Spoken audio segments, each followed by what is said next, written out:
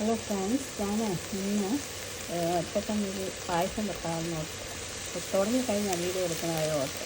അപ്പോൾ ഞാൻ ഈ ചെറുപയറില്ലേ, അത് ഞാൻ പിന്നെ നെയ്യിൽ വറുത്ത് ആണ് സാധാരണ എടുക്കാറ്.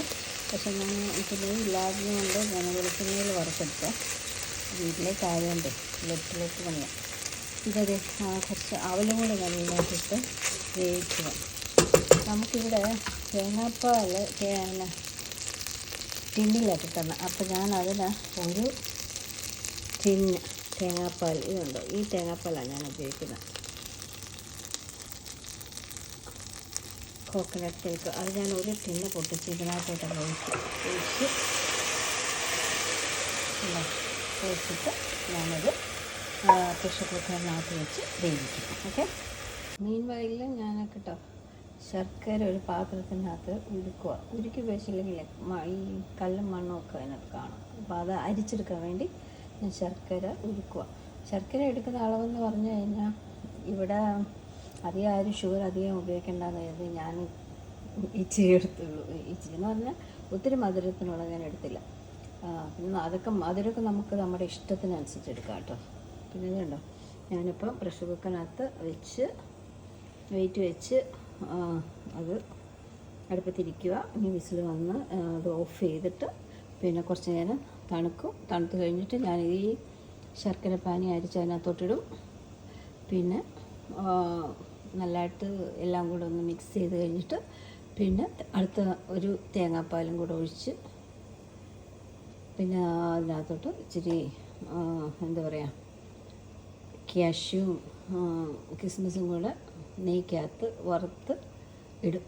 അപ്പം നെയ്യ് മുഴുവനും വറുക്കാനുള്ള നെയ്യിൻ്റെ ഇല്ല, ഇച്ചിരിയേ ഉള്ളൂ. അത് തോണ്ടി എടുത്തിടണം.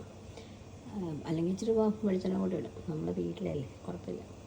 പിന്നെ ഞാൻ ഈ പ്രഷർ കുക്കർ അടയ്ക്കുന്നതിന് മുമ്പ് അതിനകത്തിട്ട് ഞാൻ ഒരു നുള്ള് സോൾട്ട് ഇട്ടായിരുന്നു, ഒരു പിഞ്ച് ഓഫ് സോൾട്ട്. അതുപോലെ പിന്നെ ഇനി ഇത് വെന്ത് നമ്മൾ തുറക്കുമ്പോഴത്തേന് കുറച്ച് ഏലക്ക പൊടിച്ചതും കൂടി ഇടും. ഓക്കെ, ഫൈനൽ ലുക്ക് ഞാൻ കാണിച്ചു തരാം. ഓക്കെ, ഇവിടെ ഞാൻ നട്ട്സും കിസ്മിസും കൂടെ പിന്നെ വറുത്ത് കോരി വെച്ചേക്കുക.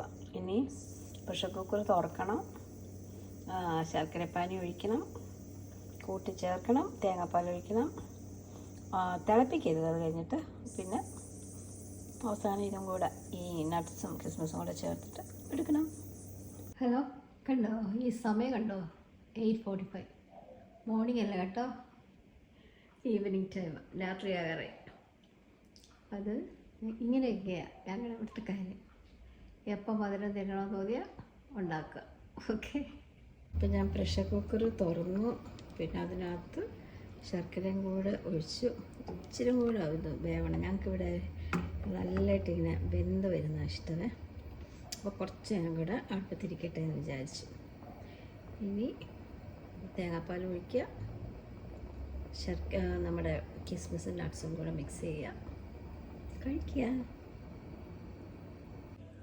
ഹലോ, ഇതാണ് നമ്മുടെ പായസത്തിൻ്റെ ഫൈനൽ ലുക്ക്.